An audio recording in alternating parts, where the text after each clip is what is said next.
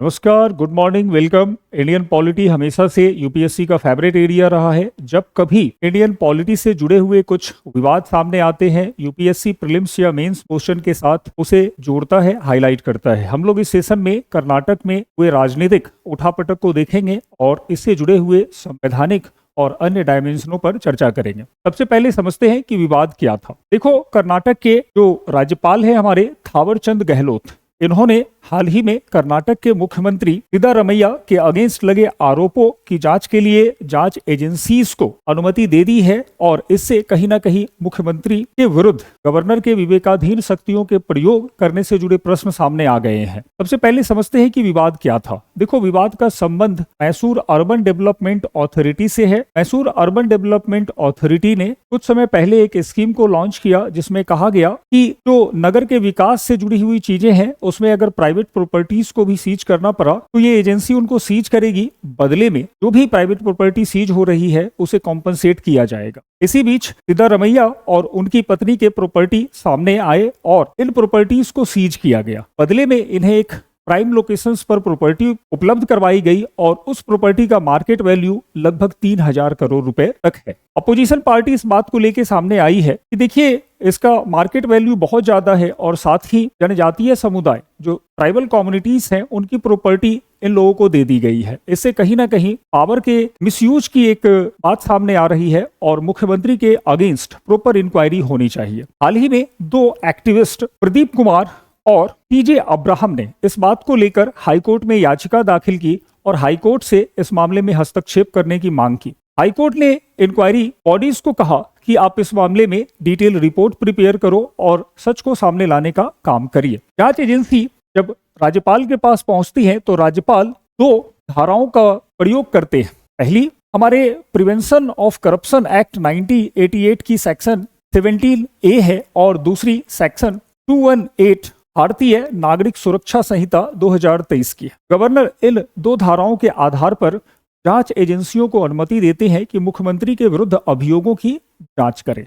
अब देखो, यह प्रश्न यह उठता है कि कहां तक गवर्नर किसी इनकम्बेंट मुख्यमंत्री के अगेंस्ट इंक्वायरी को इनिशिएट कर सकता है। तो हमारे कॉन्स्टिट्यूशन में गवर्नर एक बहुत अलग अथॉरिटी है। हमारे मेकर्स ऑफ कॉन्स्टिट्यूशन ने गवर्नर को न केवल राज्य का, स्टेट का हेड अपॉइंट किया है बल्कि इसे हमारे फेडरल सिस्टम में एक लिंचपिन के रूप में स्थापित किया गया है।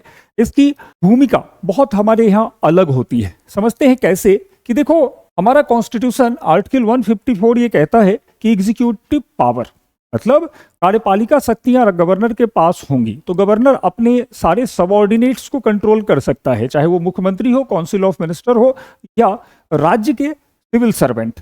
दूसरी ओर ये भी कहा गया कि गवर्नर, आर्टिकल 163 ये कहता है कि गवर्नर अपने सारे फंक्शंस को काउंसिल ऑफ मिनिस्टर और चीफ मिनिस्टर के एड और एडवाइस से परफॉर्म करेगा।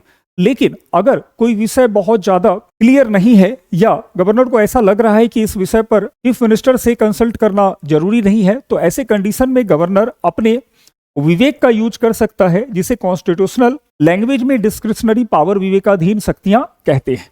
तो हमारा गवर्नर पूरे कॉन्स्टिट्यूशन में एक ही ऐसा पोस्ट है जो डिस्क्रिशनरी पावर को एक्सरसाइज करने के लिए ऑथराइज्ड है। तो जब कभी चीफ मिनिस्टर के अगेंस्ट में कोई करप्शंस के चार्जेस लगते हैं तो इस समय गवर्नर अपने डिस्क्रिशनरी पावर का एक्सरसाइज करते हैं और अलाउ कर सकते हैं एजेंसीज को इंक्वायरी के लिए। देखो, ऐसा मामला पहले भी उठ चुका है। ये मामला महाराष्ट्र से था और 1982 में जब महाराष्ट्र के मुख्यमंत्री AR अंतुले के अगेंस्ट करप्शन के चार्जेस लगे तो उस समय के गवर्नर ने इसको अलाउ किया। इंक्वायरी एजेंसीज को कहा कि आप प्रोसिक्यूट करिए, आप देखिए कहां तक ये मामला सही है या गलत है।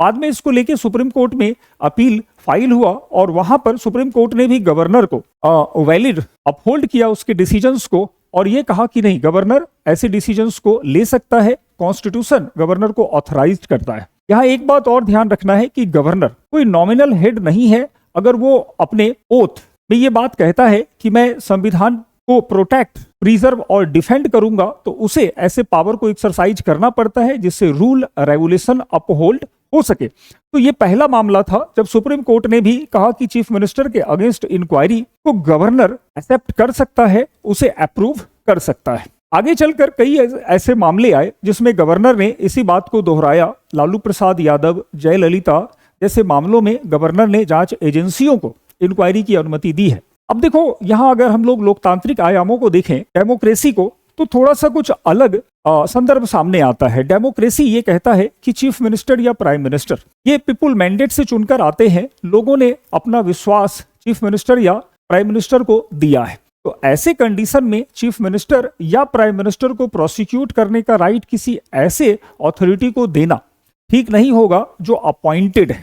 जो चीफ मिनिस्टर है वो अपॉइंट नहीं है बल्कि इलेक्टेड है, और डेमोक्रेसी इसको जस्टिफाई करता है। दूसरा, चीफ मिनिस्टर ने अगर कुछ गलत किया भी है तो हमारे यहाँ असेंबलीज हैं, पार्लियामेंट है, और वो उसके लिए रिस्पॉन्सिबल है। हमारा आर्टिकल 164 सीधा कहता है कि council of minister collectively responsible होंगे स्टेट लेजिस्लेटिव असेंबली के लिए।